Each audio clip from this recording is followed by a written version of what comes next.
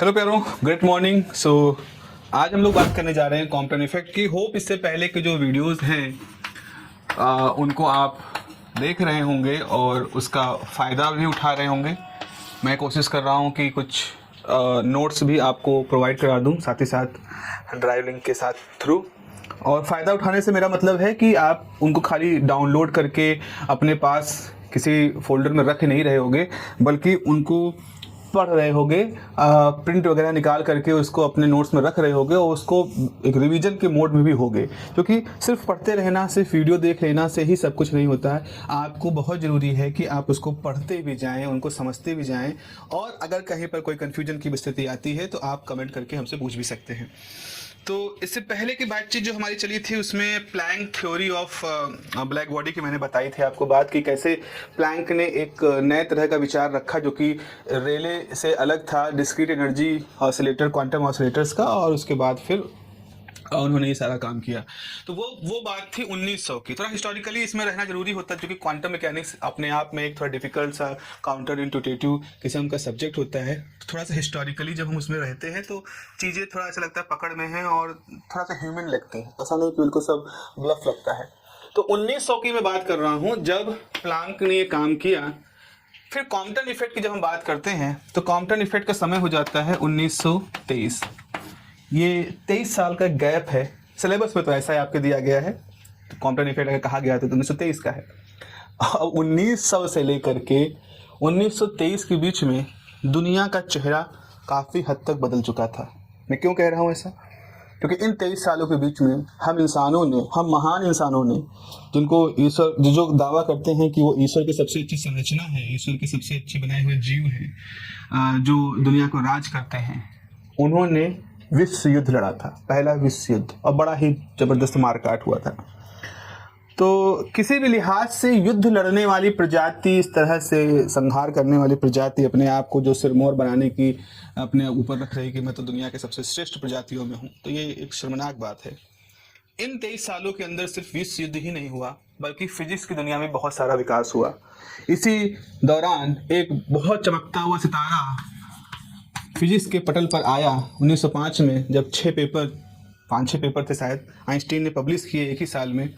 और इसको भौतिकी का, फिजिक्स की दुनिया का सबसे चमत्कारिक वर्ष माना जाता है 1905, जब आइंस्टीन ने अपने back to back papers publish किए, जिसमें उन्होंने एटॉमिक थ्योरी को भी सपोर्ट किया, उन्होंने एवोगाड्रो नंबर के ऊपर भी सपोर्ट किया, उन्होंने फोटोइलेक्ट्रिक इफेक्ट को भी एक्सप्लेन किया, उन्होंने रिलेटिविटी के ऊपर सिद्धांत दिया, E=mc² फार्मूले की आधारशिला रखी। तो इस तरह से हम ये कह सकते हैं कि इस दौरान आइंस्टीन आए।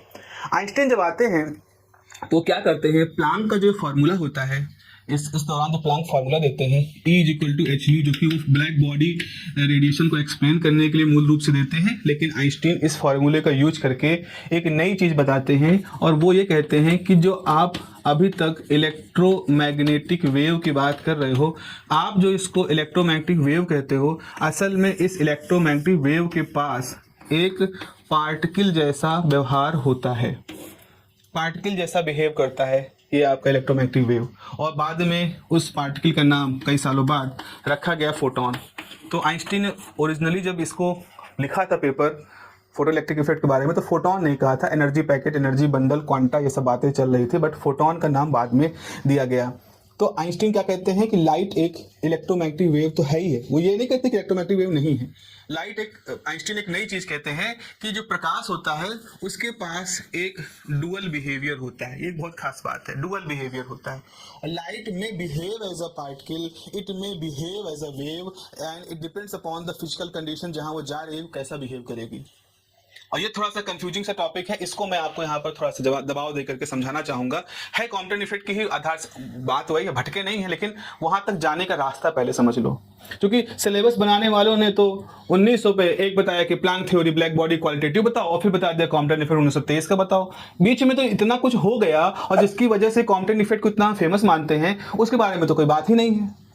तो बनाने वालों ने भी बहुत अपना टैलेंट दिखाया है। सिलेबस बनाने वाले लोग भी कोई कम तेजस्वी नहीं है, वो भी बहुत तेजस्वी। जैसा कि हमारे मोदी साहब जी कहते हैं, प्रधानमंत्री जी कहते हैं, माननीय प्रधानमंत्री, कितने तेजस्वी लोग हैं, सच में इतने तेजस्वी हैं, वो भी नहीं जान पाएंगे कि ऐसे कैसे लोग हैं जिन्होंने। खैर चलो हटाओ, बात को हटाते हैं। 1900 से बाद 1923 के बीच में जब आइंस्टीन आते हैं तो आइंस्टीन क्या कहते हैं कि इलेक्ट्रोमैग्नेटिक वेव जिसके पास पार्टिकल जैसा व्यवहार होता है, ये प्रभाव, ये जो गुण था, इसे कहते हैं wave duality, dual nature of light, कि लाइट के पास डुअल नेचर है, dual nature of light. Light may behave as a particle, light may behave as a wave, depends upon the physical condition. एक एग्जाम्पल, मॉडर्न एग्जाम्पल हम लेते हैं।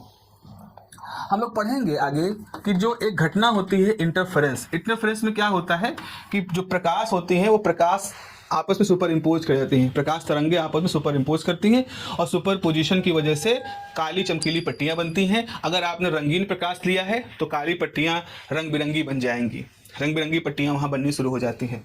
तो आपने साबुन का बुलबुला देखा होगा, है ना, साबुन बुलबुला कभी फुलाओ, हाथ धोते तब फुलाओ अगर, तो आप देखो जो बबल बनता है उस बबल के अंदर बहुत सारे कलर्स तैरते रहते हैं। या किसी सतह पर जैसे पेट्रोल है या तेल है, अगर रोड पे गिर जाए या पानी की लेयर पर तेल गिर जाए, पेट्रोल गिर जाए, मिट्टी तेल गिर जाए, उस पर जब धूप पड़ती है तो आपको रंग वहां तैरते हुए दिखाई पड़ते हैं। ऐसा लगता है पानी के ऊपर पैटर्न से बना हुआ, रंग बिरंगा पैटर्न बना हुआ है।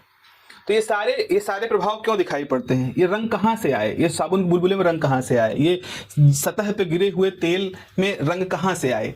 ये मूल रूप से इंटरफेरेंस है, थिन फिल्म इंटरफेरेंस इसको हम नाम देते हैं। तो इंटरफेरेंस का मतलब है वो साबुन के बुलबुलों का रंग। उसके बाद आज आप फोटो सेल की बात करते हैं, सोलर पैनल की बात करते हैं ना, फोटो सेल होते हैं। तो आपके जो सोलर पैनल हैं वो फोटो सेल का कॉम्बिनेशन है।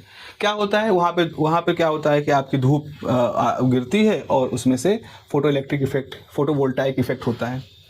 सोचें एक ऐसा सरफेस है जिस पे जैसे ही प्रकाश गिरता है उसमें से इलेक्ट्रॉन बाहर निकलते हैं, इसे कहा जाता है फोटो इलेक्ट्रिक इफेक्ट। अब सोचो एक बात, एक सिचुएशन सोचो, हमारे पास ये एक प्लेट है जो कि फोटो सेंसिटिव मटेरियल की है। इस पे अगर लाइट गिरेगी तो लाइट का जो फोटोन होगा, जैसा कि आइंस्टीन ने समझाया था कि प्रकाश में फोटोन होते हैं, वो फोटोन आएंगे, इलेक्ट्रॉन एब्जॉर्ब करेंगे और इलेक्ट्रॉन बाहर निकल जाएगा। लेकिन जब ये धूप आ रही है तो आपने कुछ साबुन के बुलबुले भी उड़ाने शुरू कर दिए वहां पर फुला फुला के।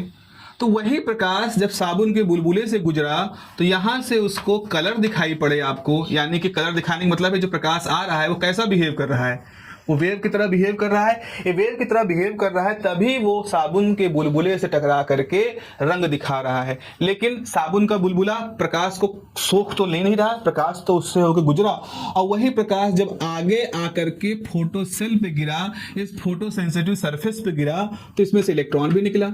इलेक्ट्रॉन निकलने की इस मैकेनिज्म को समझाने के लिए आपको ये मानना पड़ेगा कि प्रकाश कणों से मिलकर बना है, कणों जैसा व्यवहार शो करता है, photon like behaviour, particle like behaviour.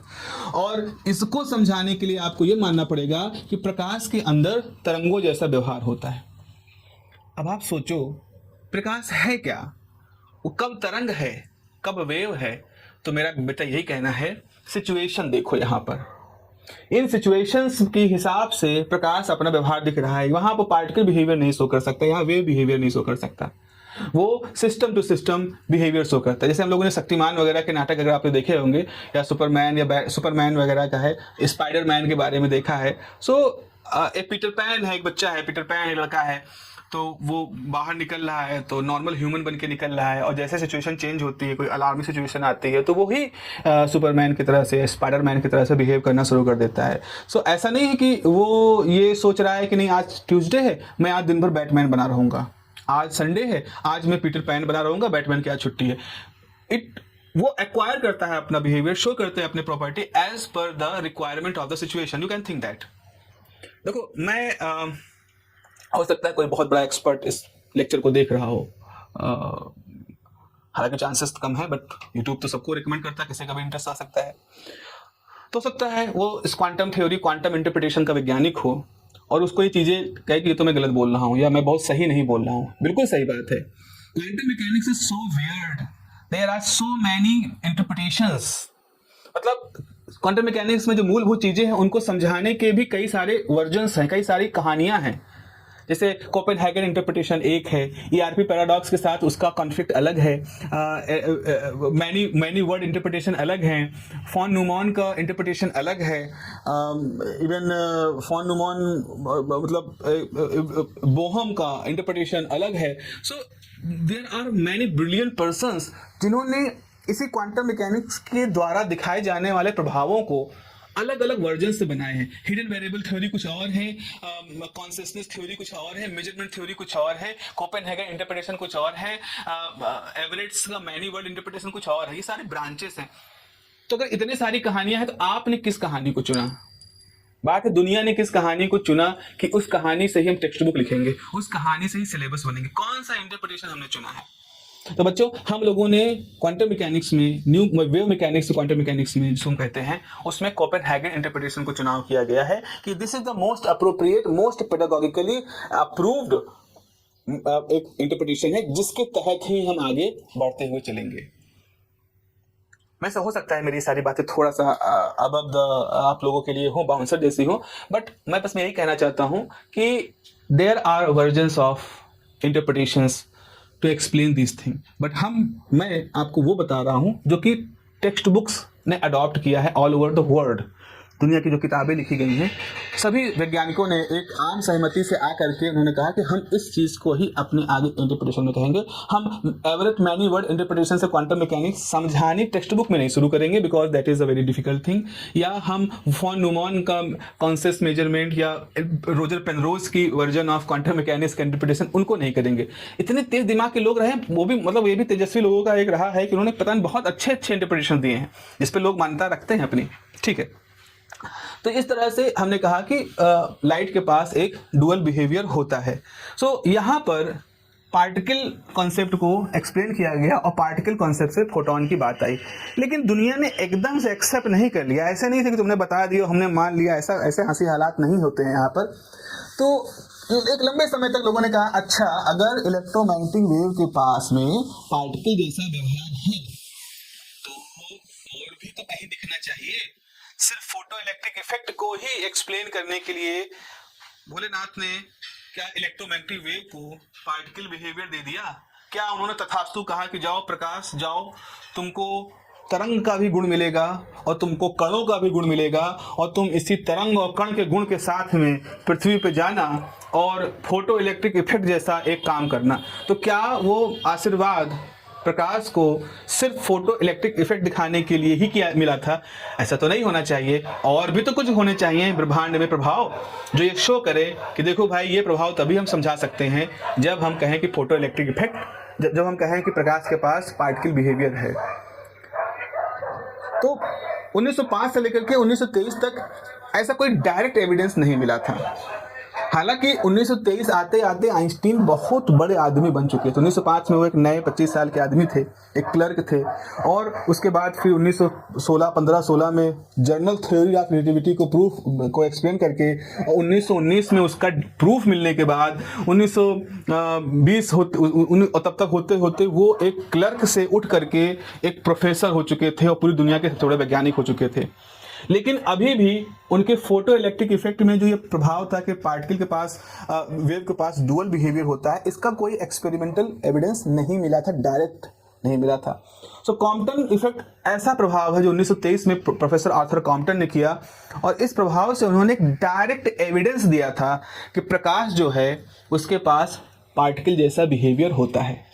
तो प्रकाश का जो पार्टिकल बिहेवियर है, लाइट का जो पार्टिकल बिहेवियर है, जो कि उससे पहले फोटो इलेक्ट्रिक इफेक्ट में आइंस्टीन ने एक्सप्लेन किया था, इस चीज को एक और डायरेक्ट मोर वैलिड कंफर्मेशन दिया गया था कॉम्पटन इफेक्ट में।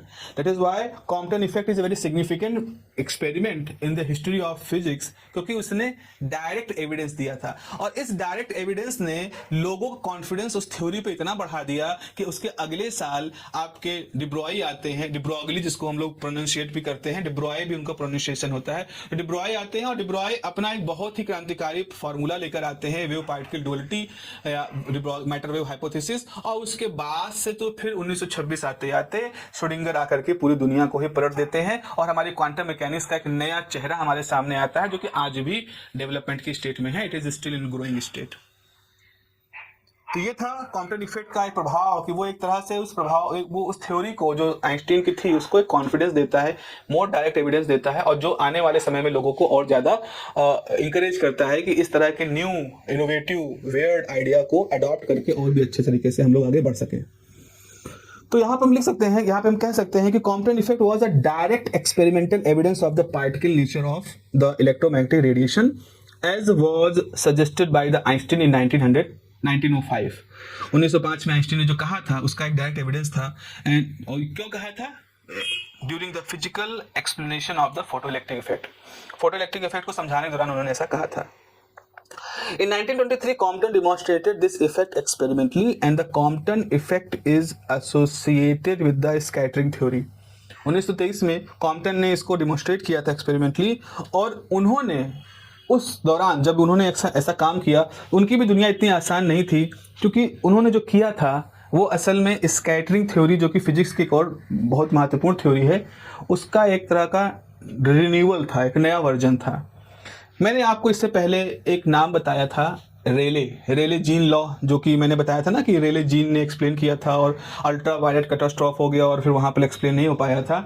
तो वो जो रेले थे वो बहुत बड़े इंसान थे, जैसे मैंने बताया था उसमें भी। तो रेले ने बहुत समय पहले, कुछ मतलब इस प्रयोग से पहले एक थ्योरी उन्होंने बताई थी, जिसको कि क्लासिकल स्कैटरिंग थ्योरी कहते हैं या रेले थ्योरी कहते हैं। ये थ्योरी बताती है कि कैसे प्रकाश किसी माध्यम से जब गति करता है तो कैसे वो आगे बढ़ता है और कैसे स्कैटर्ड होता है। एक बात समझो, होता क्या है, जैसे मान लीजिए आपके पास एक पार्टिकल है, आपके पास एक चैम्बर है, इसमें बहुत सारे मॉलिक्यूल, एक सॉलिड है, मान लो सॉलिड है आपका। तो इस सॉलिड के अंदर क्या है, बहुत सारे एटम हैं। ये सारे एटम कैसे हैं, ये एक दूसरे के साथ बॉन्डों के साथ जुड़े हुए हैं, एक दूसरे के साथ जुड़े हुए हैं, इनके बीच में बॉन्ड बने, स्प्रिंग जैसे बॉन्ड बने, इनके बीच में स्प्रिंग जैसे बॉन्ड स्ट्रक्चर बना हुआ है। तो जब इलेक्ट्रोमैग्नेटिक वेव इस पे आती है तो इलेक्ट्रोमैग्नेटिक वेव में इलेक्ट्रिक फील्ड होती है, इलेक्ट्रिक फील्ड मैग्नेटिक फील्ड से बहुत स्ट्रांग होती है, तो मुख्य रूप से इलेक्ट्रिक फील्ड की बात करेंगे। वो इलेक्ट्रिक फील्ड जब आती है तो वो इलेक्ट्रिक फील्ड इन एटमों के द्वारा एब्जॉर्ब कर ली जाती है, ठीक है, इन एटमों के द्वारा इलेक्ट्रिक फील्ड एब्जॉर्ब कर ली जाती है। समझो बात को ध्यान से। तो जब ये प्रकाश गया तो प्रकाश इसके अंदर समा गया, ये सारे एटमों ने उस प्रकाश की ऊर्जा को एब्जॉर्ब कर लिया, और जब ये चार्ज एक्सेलरेट होते हैं, भाई एब्जॉर्ब करके जब ये एक्सेलरेट करेंगे तो एक्सेलरेट करने की वजह से इनसे फिर से इलेक्ट्रोमैग्नेटिक वेव निकलती है। मैंने बताया था मैक्सवेल की थ्योरी है कि अगर कोई चार्ज पार्टिकल एक्सेलरेट होता है तो उससे एक रेडिएशन बाहर निकलता है। तो एक लाइट आई जिसकी फ्रिक्वेंसी मान लो f थी, वो लाइट जैसे मटेरियल के अंदर गई, मटेरियल के एटमों ने उस लाइट को एब्जॉर्ब कर लिया, और एब्जॉर्ब करके वो सारे एटम खुद उसी फ्रिक्वेंसी f से वाइब्रेट करने लगे। फिर उन वाइब्रेट करते हुए एटमों के अंदर जो चार्ज पार्टिकल थे उनके एक्सेलरेशन से नई इलेक्ट्रोमैग्नेटिक वेव निकली, उसी फ्रिक्वेंसी की जिस फ्रिक्वेंसी की एब्जॉर्ब हुई थी। फिर उस रेडिएशन को अगले एटमों ने एब्जॉर्ब कर लिया, और उन एटमों ने फिर वाइब्रेशन किया, फिर उनसे वेव निकली, वो वेव आगे बढ़ी, फिर उसके आगे वाले ने एब्जॉर्ब कर लिया, फिर उसके आगे वाले, और इस तरह से फिर वो वेव इस सिस्टम से बाहर निकल रही है। और इस सिस्टम से इस सिस्टम में क्या हुआ, f लगभग बराबर रहा, जितना यहाँ पे था उतना f यहाँ पे था। और इस पूरी थ्योरी में हमने किसका इस्तेमाल किया है, इलेक्ट्रोमैग्नेटिक वेव की थ्योरी, कि जो वेव जाती है ऐसा लगता है कि f फ्रिक्वेंसी की वेव गई, f फ्रिक्वेंसी की वेव बाहर चली गई। तो मुझे लग रहा है जैसा कि एक कोई कमरे से होता हुआ गुजरा, ऐसा नहीं। आप सोचो, ऐसे सोचो कि एक इंसान है, किसी ऐसे कमरा है, इस कमरे के अंदर एक व्यक्ति है जो गया इसके अंदर, और जैसे कमरे के अंदर गया वो पूरा इंसान पार्टिकल में कन्वर्ट हो गया, धुआं बन गया, ठीक है, वो अपने आप में सब कन्वर्ट होता हुआ चला गया, धुआं बन गया। अब वो धुआं जो है फिर आगे गया, फिर और अलग अलग रूप में कन्वर्ट होता गया, धुआं बन गया, भाप बन गया, गर्मी बन गई, आग बन गई। लेकिन वो सारी चीजें फिर से जैसे कमरे से बाहर निकला तो ये फिर से उसी तरह से आ गया जिस तरह से था। तो वो अंदर तो सब कुछ धुआं हो गया, ये हो गया, ट्रांसफॉर्म होता चला गया, लेकिन बाहर जब निकला तो वो फिर से रिकलेक्ट हो गया और आपको वही चीज मिला जो पहले था। तो आपको लगा अरे जो गया था वही बाहर निकला, लेकिन असल में जो गया था वो तो खत्म हो चुका था, उसके बाद के बहुत प्रोसेस के बाद वैसा ही कुछ बाहर निकला है। तो जो लाइट गई थी वो लाइट एफ फ्रिक्वेंसी की थी, अंदर गई, वाइब्रेट हुई, फिर उन वाइब्रेट करके उन्होंने अपना वही एफ फ्रिक्वेंसी का रेडिएशन भेजा, फिर उसको एब्जॉर्ब हुआ, फिर भेजा, फिर एब्जॉर्ब हुआ, फिर बाहर निकला। अब इसी पूरे प्रोसेस के दौरान रिफ्रैक्शन वगैरह सब हुआ, जो उन्होंने लॉ ऑफ रिफ्रैक्शन पढ़ा वो भी यहाँ पे हुआ। तो ये था, ये जो मैकेनिज्म था, तो इसमें क्या था, जो लाइट अंदर गई है, यानी ये जो लाइट गई है इसका जो फेज रहा होगा और जो लाइट बाहर निकली है इसका जो फेज है, इन दोनों के बीच में एक संबंध है। और जब फेज में संबंध होता है तो इसको एक कंडीशन से रिप्रेजेंट किया जाता है, इसे कहा जाता है कोहेरेंट है। अगर फेज सेम है, फेज में सेम कोई एक सेम है या उनके बीच का फेज डिफरेंस कांस्टेंट है या जीरो है, तो ऐसे संबंध को हम कोहेरेंट रिलेशन कहते हैं। तो इस तरह की प्रोसेस जहाँ की लाइट जाती है और फिर उससे लाइट बाहर निकलती है, इसे कहा जाता है कोहेरेंट स्कैटरिंग। इसे कहा जाता है कोहेरेंट स्कैटरिंग। और इसको किसने हमको समझाया था? ये सारी मैकेनिज्म हमको किसने समझाई थी? इसको समझाया था लॉर्ड रेले ने। उनको एक सम्मान दिया गया था, लॉर्ड की उपाधि दी गई थी, जो बहुत बड़ी उपाधि होती है विदेशों में। तो लॉर्ड रेले ने हमको ये सारी बात समझाई थी और इस पूरी बात में इलेक्ट्रोमैग्नेटिक थ्योरी का खूब भर भर के इस्तेमाल हुआ है और ये बहुत ही सेलिब्रेटेड थ्योरी थी और ये थ्योरी सबको मालूम थी, यानी कि कॉम्पटन को भी मालूम थी। और यही कहा जाता था कि इसको क्लासिकल स्कैटरिंग कहते हैं। समान रूप से स्कैटरिंग ऐसे ही होती है। तो इसका अगर हम ग्राफ बनाते हैं तो हम ये पाते हैं कि किसी एक फ्रिक्वेंसी या किसी एक वेवलेंथ पर ही आपकी रेडिएशन ऐसे होता है, मतलब जो लाइट गई उसी लाइट के वेवलेंथ के करीब करीब आपकी इंटेंसिटी आपको वहां पे दिखाई पड़ रही है। तो जो लाइट जाती है, जो बाहर निकलती है, अगर उनके बीच में ग्राफ आप ड्रॉप करोगे तो आप देखोगे किसी एक वेवलेंथ, मतलब जो वेवलेंथ इसकी थी वही वेवलेंथ उसकी है और उसी वेवलेंथ पर ही आपकी फ्रिक्वेंसी टॉप टिप आ रहा है। इस तरह ग्राफ जो होता है इसे कहा जाता है कोहेरेंट स्कैटरिंग ग्राफ। ये मालूम था सबको। कॉम्पटन ने क्या डिस्कवर किया था? कॉम्पटन ने जब अपना ये प्रयोग किया तो उनको अलग तरह की स्कैटरिंग दिखाई पड़ी।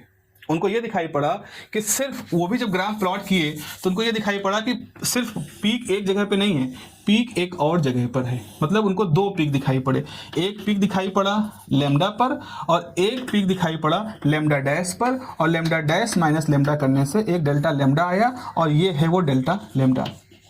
और जो स्कैटर्ड लाइट थी और जो इंसिडेंट लाइट थी उनके बीच में फेज डिफरेंस था, फेज रिलेशन नहीं था। तो फेज रिलेशन ना होने की वजह से ये जो स्कैटरिंग थी इसे कहा जाता है इनकोहेरेंट स्कैटरिंग। तो क्लासिकली जो रेले के ज़माने की थ्योरी थी, जो कि मैक्सवेल की थ्योरी पर डिपेंडेंट थी और जो एक्सप्लेन करती है आपकी स्कैटरिंग को, कैसे कि भाई स्कैटरिंग को समझाने के लिए आपको वेव एब्जॉर्प्शन और फिर री एमिशन ऑफ वेव ये सब मानना पड़ेगा मैक्सवेल की इलेक्ट्रोडायनामिक थ्योरी के हिसाब से। तो वो क्लासिकल स्कैटरिंग थी, रेले स्कैटरिंग थी, कोहेरेंट स्कैटरिंग थी। 1923 में कॉम्पटन ने जो खोजा उसमें उनको एक पीक के साथ एक और पीक दिखाई पड़ा। अब ये एडिशनल पीक कहाँ से आया? क्योंकि अगर हम इलेक्ट्रोमैग्नेटिक वेव थ्योरी मानेंगे, मैक्सवेल की थ्योरी मानेंगे, तो हम कभी भी नहीं समझा सकते कि हमारे पास एक थ्योरी के एक पीक के अलावा एक और पीक आ सकता है। ये हम नहीं समझा सकते। तो कॉम्पटन के सामने बहुत बड़ा चैलेंज था, कैसे इसको एक्सप्लेन किया जाए। तो कॉम्पटन ने रास्ता वही अपनाया जो कि आइंस्टीन ने अपनाया था। जैसे आइंस्टीन ने कहा था कि अगर आपको फोटो इलेक्ट्रिक इफेक्ट का एमिशन समझाना है, फोटो इलेक्ट्रिक इफेक्ट कैसे होता है इसको समझाना है, तो आपको यह मानना पड़ेगा कि प्रकाश जो है वो तरंगों के फॉर्म में नहीं है, उस पर्टिकुलर स्थिति में वो कण के फॉर्म में है, पार्टिकल के फॉर्म में है। अगर आप पार्टिकल फॉर्म मान लोगे तो आप इसको समझा ले जाओगे। तो यहाँ पर कॉम्पटन भी यही रास्ता अपनाते हैं कि चलो मान लें कि जब कॉम्पटन इफेक्ट जो उन्होंने प्रयोग किया था उस दौरान हमारा जो वेव, इलेक्ट्रोमैग्नेटिक वेव जो मैंने भेजी है वो वेव के फॉर्म में नहीं, वो पार्टिकल के फॉर्म में है। यानी कि वहां वो रेले वाला बात नहीं हो रहा है कि वेव गई और एटमों ने एब्जॉर्ब किया, फिर एटमों ने एक नई वेव निकाली, उसको पीछे वालों ने एब्जॉर्ब किया, पीछे वालों ने फिर उसकी वेव निकाली, उसको उसके पीछे वालों ने एब्जॉर्ब किया और इस तरह धीरे धीरे करते हुए दूसरे सिरे से हमारी वेव निकल गई। उन्होंने कहा ऐसा सोचो जैसे कैरम बोर्ड है। जैसे कैरम बोर्ड है तो कैरम बोर्ड में बहुत सारे डिस्क होती है ना, वो जो गोटी होती है काली और सफेद, और एक स्ट्राइकर होता है। तो स्ट्राइकर जब जाता है तो वो अपनी एनर्जी से सबको इधर उधर हिलाता, छिटकाता, इधर उधर फेंकता हुआ फिर आगे बढ़ता है। वहां ऐसा नहीं कि वो गया और एब्जॉर्ब हो गया, फिर एक गोटी ने अपने पीछे वाले को मारा, फिर उसने अपने पीछे वाले को मारा। तो वेव पार्टिकल, मतलब पार्टिकल केस में तो हम कोलिजन्स की बात करते हैं, क्योंकि उससे पहले वेव माना जाता था, वेव में कोलिजन की थ्योरी थी नहीं। तो कॉम्पटन क्या करते हैं, कॉम्पटन लाइट को जो रेडिएशन भेज रहे होते हैं उसका वो पार्टिकल बिहेवियर अडॉप्ट करते हैं और पूरी मैकेनिक्स में जो हम लोग कोलिजन थ्योरी सुनते हैं, पढ़ते हैं कि इलास्टिक होता है, काइनेटिक एनर्जी कंजर्व होता है, मोमेंटम कंजर्व होता है, ये सारे कॉन्सेप्ट वहाँ अप्लाई करते हैं। वही जो मैकेनिक्स कॉन्सेप्ट है जो कि जो कि पार्टिकल के साथ होते हैं, और उन सबको अप्लाई करके आखिर में कॉम्पटन एक फॉर्मूला निकालते हैं जो फॉर्मूला इस डेल्टा लेमडा की प्रेजेंस को शो करता है। तो इस तरह से कॉम्पटन कहते हैं कि आप कॉम्पटन इफेक्ट को, यानी इसको इनकोहेरेंट स्कैटरिंग को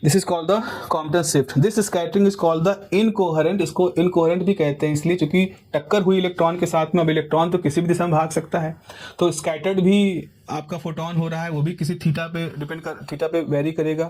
तो यहाँ पर क्या होता है, जो फेज होता है, जिस इंसिडेंट फोटोन का फेज और जो बाहर निकल रहा है फोटोन उसका फेज, उसमें संबंध कांस्टेंट नहीं रहते हैं डायरेक्टली मेजरेबल। तो ऐसी स्थिति में हम इस तरह की स्कैटरिंग को इनकोहेरेंट स्कैटरिंग कहते हैं। ठीक है, इसका अगर डायग्राम में बनाना चाहूँ तो एक्सपेरिमेंटली ऐसे हुआ था कि हमारे पास माने कि टारगेट इलेक्ट्रॉन है, ये आपका टारगेट इलेक्ट्रॉन है जो कि शुरू में रुका हुआ है। सपोज मान लें इसकी वेलोसिटी 0 है, हालांकि वेलोसिटी 0 होने का रुकता तो नहीं है एटम, लेकिन जस्ट फॉर सिंप्लिसिटी हमने मान लीजिए ऐसा है। और ये एक कुछ कोऑर्डिनेट सिस्टम इसका बना देते हैं, ये एक्स एक्सिस है, ये वाई एक्सिस है। अब क्या हुआ, इस तरफ से एक्सरे का फोटोन चला आ रहा है, ये आपका फोटोन है जो एनर्जी ई के साथ चला आ रहा है। अब आया, इससे टकराया, कैरम बोर्ड जैसा हुआ, जब टकराया तो टक्कर करके फोटोन इधर चला गया, फोटोन जो है वो इधर चला गया किसी एंगल थीटा पर, और टक्कर खा के आपका भैया इलेक्ट्रॉन यहाँ नहीं रहा, इलेक्ट्रॉन अपनी जगह छोड़ दी और इलेक्ट्रॉन यहाँ चला गया इस जगह पर किसी एनर्जी E1 के साथ में। इसकी एनर्जी कितनी हो गई, ई डैश। तो जाहिर सी बात है, law of conservation of energy ये कहता है कि जो टोटल एनर्जी ई था, इसी की तो दो हिस्से बचे, एक चला गया जो इलेक्ट्रॉन लेकर के E1 और एक जिससे फोटोन बचा हुआ है ई डैश।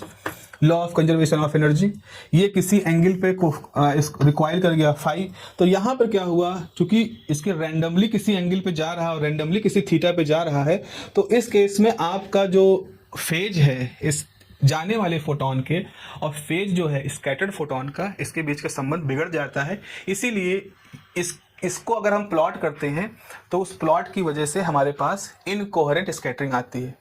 यहाँ पे कुछ फोटोन ऐसे जरूर होते हैं जो बिना इलेक्ट्रॉन्स टक्कर किए ही चले जाते हैं, इसीलिए उनकी एनर्जी ई ही रहती है। तो आपके पास अगर इस फोटोन का वेवलेंथ लेमडा था तो आउटपुट में आपको लेमडा वाले फोटोन भी मिलेंगे और इस एनर्जी की वजह से लेमडा डैश वाले फोटोन भी मिलेंगे। तो जब आप लेमडा डैश माइनस लेमडा निकालोगे डेल्टा लेमडा, तो वो जो डेल्टा लेमडा होगा उसी को हम ग्राफ पे दिखाते हैं कि एक पीक आ रहा है लेमडा पर और एक पीक आ रहा है लेमडा डैश पर, और इस पीक का जो गैप है इसे कहा जाता है Compton shift. Got the point, this is the Compton shift, इसी को हम नाम देते हैं। तो अगर हम scattered photon minus incident photon निकालें तो हम कॉम्पटन शिफ्ट को निकाल सकते हैं। इसके थ्योरी वाला हिस्सा जो है वो मैं आपको इसी वीडियो के बाद में दे दूंगा, जिसमें पूरा डेरिवेशन वगैरह है और वो नोट्स भी आपको अपलोड हो जाएंगे, तो उसको भी आप देख लीजिएगा। तो अच्छा क्वेश्चन है, पूछा जाता है, आपसे पूछा जाएगा और आप इसको अच्छे तरह से तैयार करिए। डेरिवेशन थोड़ा सा डिफिकल्ट है तो हम लोग उसको अच्छे से करेंगे, समझने की कोशिश करेंगे, मैं कोशिश करूँगा उसको मैं आपको अच्छी तरह समझाऊँ। और फिर अगला जो हमारा पार्ट है उसमें हम लोग बात करेंगे वेव पार्टिकल डुअलिटी, जिसमें कि हम डी ब्रोई का वो काम पढ़ेंगे जिसकी वजह से वेव पार्टिकल डुअलिटी की पूरी थ्योरी डेवलप हुई थी। मिलते हैं अगली क्लास में, तो ध्यान रखिए, have a nice day, take care, bye bye. Hello प्यारो, बहुत बहुत स्वागत है आपका। जैसा कि आप देख रहे हो टॉपिक कि इस समय हम लोग बात करने जा रहे हैं कॉम्पटन इफेक्ट के बारे में। कॉम्पटन इफेक्ट के थ्योरी के बारे में मैंने आपसे बात की है, इससे पहले आपको थ्योरी के बारे में बात की है। आज हम इसके डेरिवेशन के बारे में बात करेंगे। तो डेरिवेशन का हिस्सा कुछ ऐसा है कि सबसे पहले तो आपके पास एक टारगेट है। टारगेट एक कोई मान लीजिए इलेक्ट्रॉन है जिसका कि मास m है, ठीक है। इस टारगेट के ऊपर आप सोचें कि इधर x एक्सिस से एक फोटोन आके गिर रहा है, यह आपका फोटोन है, एक्सरे फोटोन है, यह आपका एक्सरे फोटोन है। इस एक्सरे फोटोन की जो एनर्जी है वो है h क्रॉस ओमेगा और इसका जो मोमेंटम है वो है h क्रॉस k। कैसे इसको निकाला गया है, आपको मालूम है कि एनर्जी बराबर होता है h न्यू। तो अगर हम h को 2 पाई से डिवाइड कर दें और फिर 2 पाई से मल्टीप्लाई कर दें तो आपके पास फार्मूला हो जाएगा h क्रॉस टाइम ओमेगा। यहाँ पे 2 पाई न्यू ओमेगा है और h अपॉन 2 पाई को h क्रॉस लिख रहे हैं।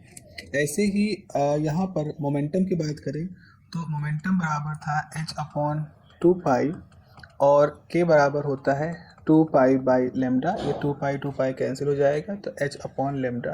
तो ये एक मोमेंटम की बात है जो कि डी ब्रोई ने कॉम्पटन ने इसको सबसे पहले इस बारे में बात की थी कि जो मोमेंटम होगा फोटोन का वो इस फार्मूले से दिया जाएगा h अपॉन लेमडा, या जिसको आप लिख सकते हो h क्रॉस k, ठीक है। अब आप सोचें कि इंटरेक्शन हो गया,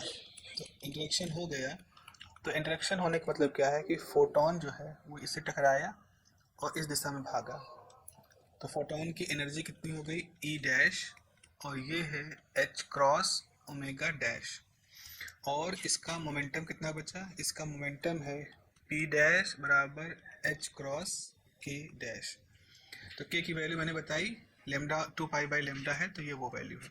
और वहीं दूसरी तरफ आपका फोटोन जो है वो जब टकराता है तो इलेक्ट्रॉन को एक तरफ स्कैटर कर देता है। अगर हम इसको यहाँ से देखें तो ये एंगल भाई कितना है, ये एंगल आपका थीटा है, और ये जो एंगल है इसको हम कहते हैं फाई। तो आप ये मान सकते हो कि फाई क्या है, रिक्वाइल एंगल, जो इलेक्ट्रॉन रिक्वाइल कर रहा है ये उसका रिक्वाइल एंगल है, और थीटा क्या है, स्कैटरिंग एंगल है। थीटा भाई आपका स्कैटरिंग एंगल है। तो स्कैटरिंग किसकी हो रही है, स्कैटरिंग हो रही है आपके फोटोन की, जिसकी energy H cross omega dash है, जिसका मोमेंटम एच क्रॉस के है। अभी जो आपका रिक्वाइल इलेक्ट्रॉन है, ये आपका जो इलेक्ट्रॉन है रिक्वाइल इलेक्ट्रॉन है, इसकी एनर्जी कितनी है, तो इसकी एनर्जी का फॉर्मूला है आपके पास एक रिलेटिविस्टिक फिजिक्स का फॉर्मूला है पी स्क्वायर सी square M naught square C की पावर 4। यहाँ पी ई लिख देते हैं, पी ई का मतलब मोमेंटम ऑफ इलेक्ट्रॉन। तो इस तरह से आपने इस पूरे डेरिवेशन का जो बेसिक ढांचा है वो आपने बना लिया। तो आप यहाँ पे लिख सकते हो कि आप consider a X-ray photon of energy H cross omega and momentum H cross K is incident on a particle. अब जो पार्टिकल है इसका मोमेंटम कितना है, पार्टिकल का शुरुआत मोमेंटम 0 चूँकि रुका हुआ है, लेकिन रुके हुए होने के बावजूद भी इसके पास अपनी एनर्जी है जिसको कहेंगे rest mass energy m naught c square. तो अगर आप देखो तो ये वाला हिस्सा है बिफोर कोलिजन, मतलब इस एक्सरे फोटोन और टारगेट इलेक्ट्रॉन के बीच में अभी कोई टक्कर नहीं हुई।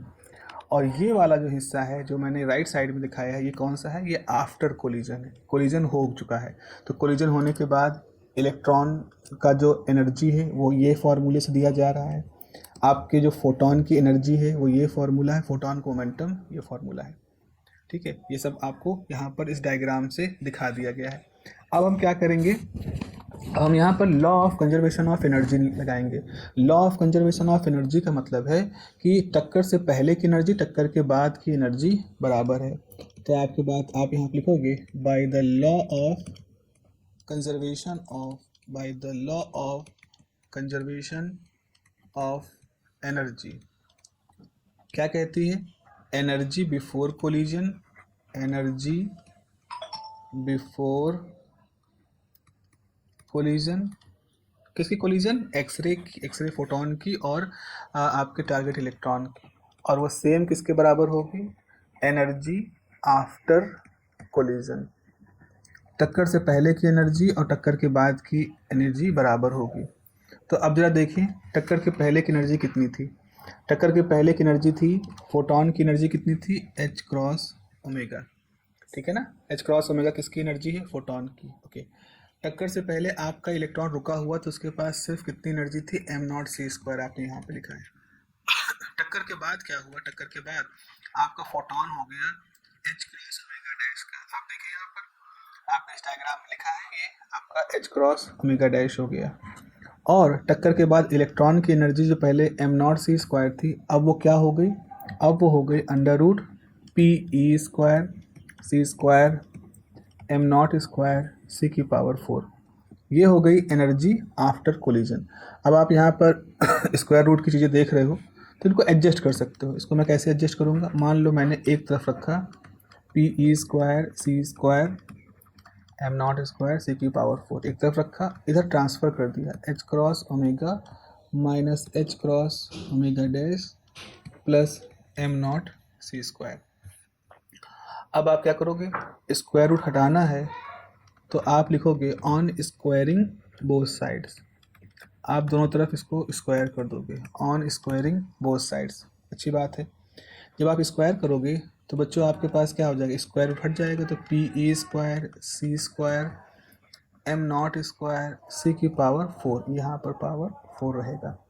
और इधर क्या हो जाएगा, इधर देखो ऐसा हो गया h cross omega minus omega dash plus m naught c square का होल स्क्वायर, है ना। इसको हमने पूरा एक्सपैंड कर दिया यहाँ पर। अब क्या होता है कि हमें ऐसा करते हैं, इस पूरे फॉर्मूले को के टर्म में हम डिफाइन कर लेते हैं। तो आपको एक फार्मूला यहाँ पर मालूम होना चाहिए कि ओमेगा बाई सी जो होता है वो भी के बराबर होता है। तो इसका मतलब है कि अगर आपके पास ओमेगा डैश बाई सी है तो वो के डैश के बराबर होगा। तो इसको आपको एक तरह से रिमेंबर कर लेना है, ये फार्मूला जो है ये आपको याद कर लेना है। ये फेज में हम लोग देखेंगे अभी, लेकिन फ़िलहाल आप जो है यहाँ पर इसको याद कर लें। तो अगर ये फार्मूला है बच्चा, तो आप क्या कर सकते हो, आप जहाँ जहाँ ओमेगा है यहाँ पर इसकी वैल्यू रख सकते हो। सो आपके पास क्या हो जाएगा, इलेक्ट्रॉन के मोमेंटम का स्क्वायर, सी square M naught square C की पावर 4 बराबर एच क्रॉस, अभी हम इसको अंदर रख रहे हैं, ओमेगा की जगह पर रखोगे सी की, इधर रखोगे सी के डैश और फिर रखोगे एम नॉट सी स्क्वायर, ये हो गया स्क्वायर। यहाँ से आप इसको थोड़ा सा सॉल्व करेंगे तो इसको उतार लिया आपने, एम नॉट स्क्वायर सी की पावर 4 और यहाँ पे आपके पास हो गया एच क्रॉस सी, ठीक है, एच क्रॉस सी आ गया आपका। और क्या हम यहाँ पे कुछ और कर सकते हैं, एच क्रॉस सी, और ये हो गया के माइनस के dash plus m naught c square और इसका होल स्क्वायर। अच्छी बात है। तो यहाँ से अब क्या हो सकता है, अब ऐसा हो सकता है, एक चीज़ आप देखें, पी ई स्क्वायर सी स्क्वायर यहाँ पर है, एम नॉट स्क्वायर सी की पावर 4 यहाँ पर है। अगर हम यहाँ सी कॉमन ले लें और यहाँ सी कॉमन ले लें तो बाहर निकलेगा तो सी स्क्वायर हो जाएगा, अंदर बचेगा एच क्रॉस के माइनस के डैश एम नॉट सी बचेगा और ब्रैकेट के बाहर अभी स्क्वायर लगा हुआ है। एक चीज़ आप यहाँ पर देख सकते हैं, अगर हम देखें यहाँ पर तो ये आपका सी स्क्वायर कैंसिल होगा, तो यहाँ का सी स्क्वायर कैंसिल होगा और इसमें पावर 2 रह जाएगी। तो आपके पास एक बहुत ही इम्पॉर्टेंट सा टर्म आपके बचेगा, पी ई स्क्वायर यहाँ रहेगा, एम नॉट स्क्वायर सी स्क्वायर यहाँ रहेगा, उसके बाद एच क्रॉस के माइनस के dash plus m naught c और इसका होल स्क्वायर यहाँ आ जाएगा। तो क्या अब हम यहाँ स्क्वायर बढ़ा सकते हैं, बिल्कुल बढ़ा सकते हैं। तो ये हो जाएगा मोमेंटम का square M naught c square, ये हो जाएगा ए स्क्वायर के माइनस के डैश, फिर हो जाएगा b square M naught square सी स्क्वायर, फिर हो जाएगा 2 time a multiply by b. ठीक है ना, ये फॉर्मूला आपके पास यहाँ पर हो गया। यहाँ पे देखो एम नॉट सी स्क्वायर यहाँ से और एम नॉट सी स्क्वायर यहाँ से कैंसिल हो जाएगा, तो आपके पास बचेगा पी ई स्क्वायर बराबर H cross square k minus के dash plus 2 H cross k minus के डैश एम नॉट सी।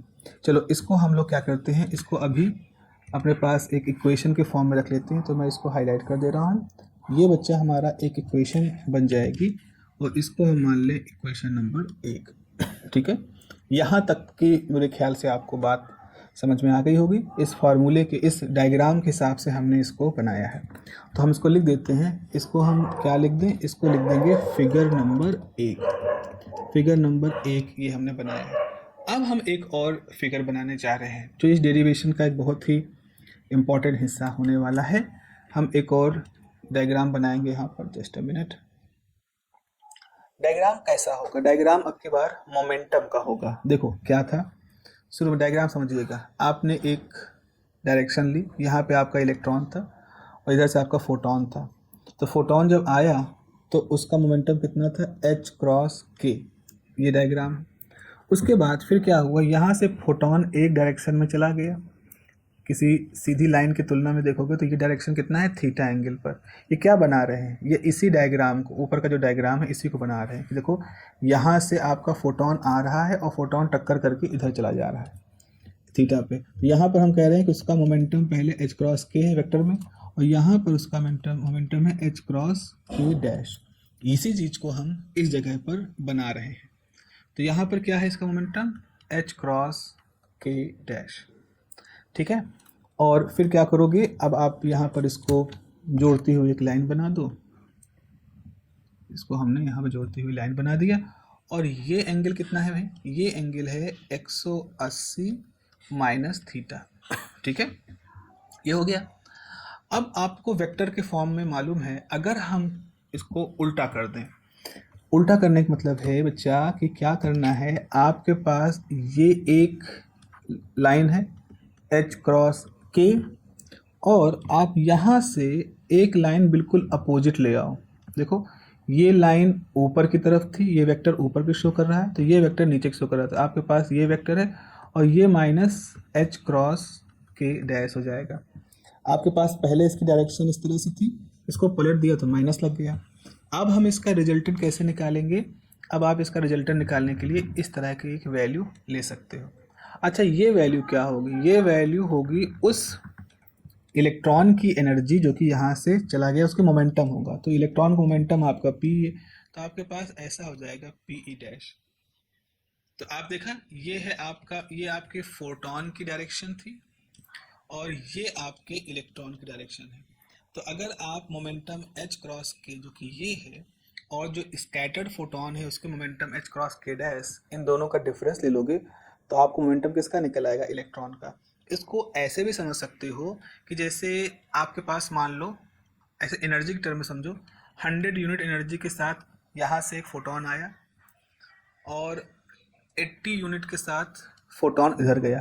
तो सवाल होगा 80 यूनिट के साथ आया था, 100 यूनिट के साथ आया था, 80 यूनिट के साथ स्कैटर्ड हुआ, बाकी 20 यूनिट कहाँ गई? तो 20 यूनिट इस इलेक्ट्रॉन के पास चली गई। वही कुछ एनर्जी के टर्म में तो ऐसा नंबर लिख सकते हैं, लेकिन वेक्टर के टर्म में हम इसको इस डायग्राम से शो कर सकते हैं। तो ये बच्चा आपका फिगर नंबर 2 हो जाएगा। तो अब क्या होगा? अब हम एक फिगर नंबर 2 के हिसाब से अपनी इक्वेशन लिख रहे हैं। तो चलो लिखते हैं यहाँ पर, according to figure 2 the relation में रिटर्न एज, द रिलेशन में रिटर्न एज, कैसे लिख सकते हो रिलेशन को? आप लिख सकते हो कि पी ई यानी इलेक्ट्रॉन का जो मोमेंटम है वो असल में एच क्रॉस के, आप कह दो के माइनस एच क्रॉस के डैश, इसके बराबर है। तो अब आप इसको स्क्वायर कर दो, ऑन स्क्वायरिंग बोथ साइड्स, दोनों तरफ अब इक्वेशन को यही कर दो, ऑन स्क्वायरिंग बोथ साइड्स। अब इक्वेशन गिव्स, इस इक्वेशन में क्या हो जाएगा? अब हम यहाँ पे मैग्नीट्यूड की बात करें, वेक्टर का जब हम स्क्वायर करते हैं तो ये ऐसा हो गया, ये ऐसा हो गया, vector A multiply by vector A, तो ये हो जाएगा ए स्क्वायर। तो इसका मतलब यहाँ पे हो जाएगा पी ई स्क्वायर, और यहाँ पर आपके पास हो जाएगा H cross k vector minus h cross के डैश वेक्टर, इसका होल स्क्वायर। तो इसकी वैल्यू आ जाएगी एच क्रॉस स्क्वायर के square plus H cross square के डैश का whole square minus 2h square k, अब डॉट के डैश। तो अब यहाँ पर आप ऐसे लिख सकते हो, इसको लिख सकते हो पी ई स्क्वायर बराबर H cross K square plus H cross के dash square minus 2h cross के डैश कॉस थीटा, क्योंकि फार्मूला आपको मालूम है, vector A dot vector B is equal to mod of B cos theta, यानी simply A B cos theta, ये होता है।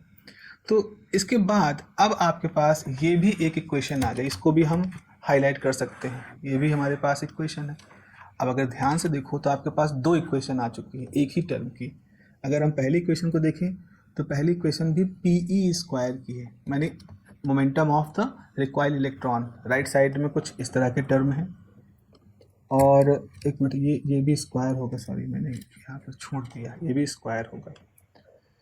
तो अब हमारे पास क्या हो रहा है बच्चों कि हमारे पास इक्वेशन नंबर 1 है, इक्वेशन नंबर 2 है, इन दोनों को हम क्या करेंगे? इक्वेट करेंगे। तो आप लिखोगे ऑन इक्वेटिंग, क्योंकि दोनों का लेफ्ट साइड तो एक है, on equating equations 1 and 2, equation number 1 2 को इक्वेट करो।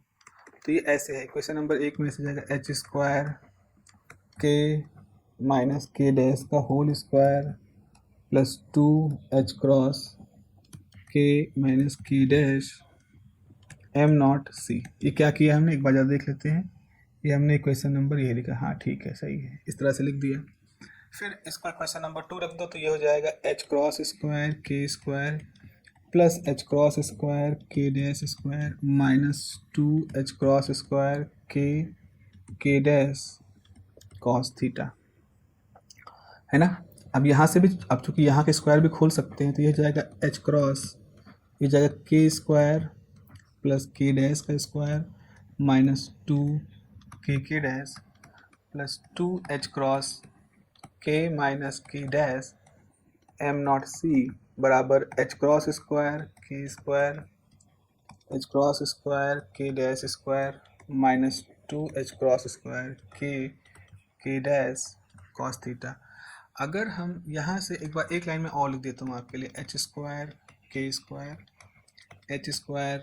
के dash square minus 2 H cross square के dash plus 2 H cross k minus के डैश एम नॉट सी बराबर एच क्रॉस स्क्वायर के dash square minus 2 H square के डैश कॉस थीटा। आप जरा ध्यान देखो, कुछ कटने वाली चीज़ें हैं यहाँ पर, जैसे ये H cross K square h cross के डॉट स्क्वायर के dash square h cross square, ये कट जाएगा। तो आपके पास यहाँ पे देखो 2 एच क्रॉस के डैश है, यहाँ पर 2 एच क्रॉस के डैश है। तो ये कुछ एक तरफ से बनने वाली चीज़ें दिख रही हैं। तो हम क्या लिख सकते हैं तो आप लिख सकते हो यहाँ पर आप देखो, आप लिख सकते हो 2 एच क्रॉस के माइनस के डैश एम नॉट सी। अगर इसको आगे ले जाएं तो ये जाएगा 2 एच क्रॉस स्क्वायर के डैश, और अगर हम इसको लिखें तो जाएगा 2 एच क्रॉस स्क्वायर के डैश कॉस थीटा। तो यहाँ से हो जाएगा 2 एच क्रॉस के माइनस के डैश बराबर इंटू एम नॉट सी बराबर 2 एच क्रॉस के dash 1 minus cos theta. 2 H cross cancel हो गया, 2 एच क्रॉस का स्क्वायर कैंसिल हो गया, और फिर यहाँ पे आप लिख सकते हो के माइनस के dash is equal to H cross के डैश अपॉन एम नॉट सी 1 माइनस कॉस थीटा। हमें मालूम है कि के बराबर क्या था, के बराबर था 2 पाई बाई लेमडा।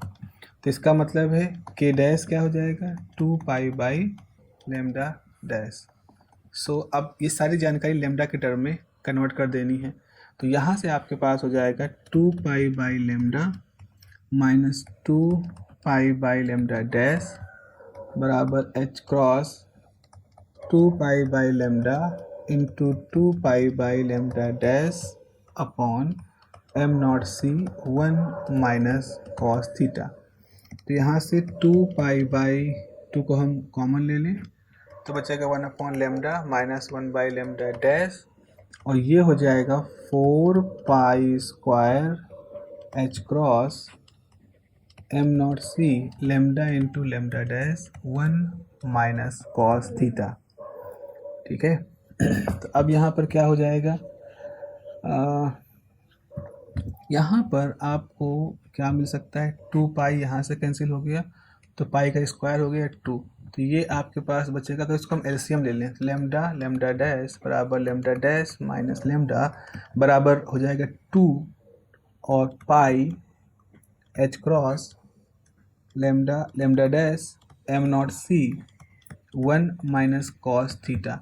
तो लेमडा डैश कैंसिल हो गया, और देखो lambda dash minus lambda is equal to 2 pi, और हमें मालूम है एच क्रॉस बराबर होता है एच अपॉन 2 पाई, डिनोमिनेटर में एम नॉट सी 1 माइनस कॉस थीटा। तो यहाँ से आपके पास आ गया लेमडा डैश माइनस लेमडा, जिसको हम लिख सकते हैं डेल्टा लेमडा, और डेल्टा लेमडा को हम नाम देते हैं कॉम्पटन शिफ्ट। ठीक है। ऑल्सो तो ये अब ये 2 पाई तो यहाँ से कैंसिल हो गया, तो ये बचेगा डेल्टा लेमडा बराबर एच अपॉन एम नॉट सी 1 माइनस कॉस थीटा। देखो इधर वेवलेंथ है, ये भी वेवलेंथ होगा क्योंकि ये तो रेडियन में होता है। तो यहाँ पर आप लिख सकते हो पुट लेमडा सी बराबर h upon M naught c, that is Compton wavelength, Compton wavelength. तो फाइनली डेल्टा लैम्डा बराबर lambda c 1 minus cos theta. तो प्यारो इस तरह से हमारे पास एक रिलेशन बन रहा है, एक बढ़िया सा रिलेशन आ गया है। यही वो रिलेशन है जिसको डिस्कवरी के लिए, इसको इस्टेब्लिश करने के लिए कॉम्पटन को फिजिक्स का नोबेल पुरस्कार दिया गया था। और आपने देखा है कि इस पूरे डेरिवेशन के दौरान हमने क्या माना है, लाइट को, फोटोन को एक पार्टिकल के तौर पे माना है। और उस पार्टिकल के तौर पे मानने के साथ साथ हमने पूरी कोलिजन थ्योरी यहाँ पे लगाई है मैकेनिक्स की। तो ये जो डेरिवेशन है वो इस बात का सबूत है कि लाइट के पास पार्टिकल बिहेवियर होता है। ठीक है, लाइट के पास पार्टिकल बिहेवियर होता है और वो इस फॉर्मूले से साफ साफ दिखाई पड़ रहा है। अब यहाँ पर देखो, यहाँ पर जो लेमडा सी की वैल्यू है वो लेमडा सी की वैल्यू थी 0.0243 एंगस्ट्रॉम। तो इसका मतलब है कि ये इफेक्ट बहुत स्ट्रॉन्ग इफेक्ट नहीं है, यानी कि डेल्टा लेमडा जो है वो आएगा 0.0243 multiply by 1 minus cos theta. तो ऐसी स्थिति में क्या होगा, आपको अगर हम देखना चाहें कॉम्पटन शिफ्ट को देखना चाहें तो कितना हो सकता है। अगर कॉस थीटा की वैल्यू 1 है तो ये हो जाएगा delta lambda into 0.0243 into 1 minus 1, यानी कि सब कुछ हो जाएगा 0। तो कॉम्पटन शिफ्ट नहीं दिखाई पड़ेगा अगर कॉस थीटा की वैल्यू 1 है। लेकिन अगर कॉस थीटा की वैल्यू 0 है तो डेल्टा लेमडा हो जाएगा 0, कॉस थीटा की वैल्यू अगर -1 है, हो जाएगा 0.243 और 1 + 1 हो जाएगा, यानी 0.243 इज अप्रॉक्सीमेटली 0.05 एंगस्ट्रॉम। तो यहाँ से आपको मैं ये दिखाना चाह रहा हूँ कि कॉम्पटन शिफ्ट कोई बहुत बड़ा शिफ्ट नहीं है वेवलेंथ में, सिर्फ 0.05 एंगस्ट्रॉम का शिफ्ट है। तो अगर आपने 1 एंगस्ट्रॉम की लेजर भेजी है तो वो किस तरह का शिफ्ट दिखाएगी, 1.05 एंगस्ट्रॉम के रूप में आपको दिखाई पड़ेगी। बस इतने से शिफ्ट में ही हमने कॉम्पटन इफेक्ट या इनकोहेरेंट स्कैटरिंग को देख लिया। तो यानी कि ये प्रयोग जब कॉम्पटन ने किया था तो कोई ऐसा नहीं था कि बहुत ही आसान सा, बड़ा ही ऑब्वियस सा रिजल्ट था। ये जो रिजल्ट था ये सच में एक डीप रिजल्ट था, जिसको ढूंढने में कॉम्पटन की जो बहादुरी है मैं कहूँगा, या उनकी जो एक्सपर्टीज है उसको यहाँ पर बहुत अच्छा इस्तेमाल हुआ। सो दिस इज क्या, this is the Compton effect और ये कॉम्पटन शिफ्ट का डेरिवेशन है। आपसे सवाल पूछा जाता है कि भाई कॉम्पटन शिफ्ट जो है इसका डेरिवेशन आप हमें दिखाइए करके, और उसको यूज करिए आप अपने मतलब उसको डिराइव करिए अपने क्वेश्चन में। सो ये हम लोगों ने यहाँ पर डेरिवेशन कर लिया है। ठीक है, चलिए फिर अगले क्लास अगर इसके जुड़े हुए छोटे छोटे क्वेश्चन को न्यूमेरिकल वाले सेक्शन में देखेंगे। फिलहाल के लिए ये थ्योरी वाला डेरिवेशन है जो कि आपके लिए इंपॉर्टेंट है। मिलते हैं अगली क्लास में, अपना ध्यान रखें।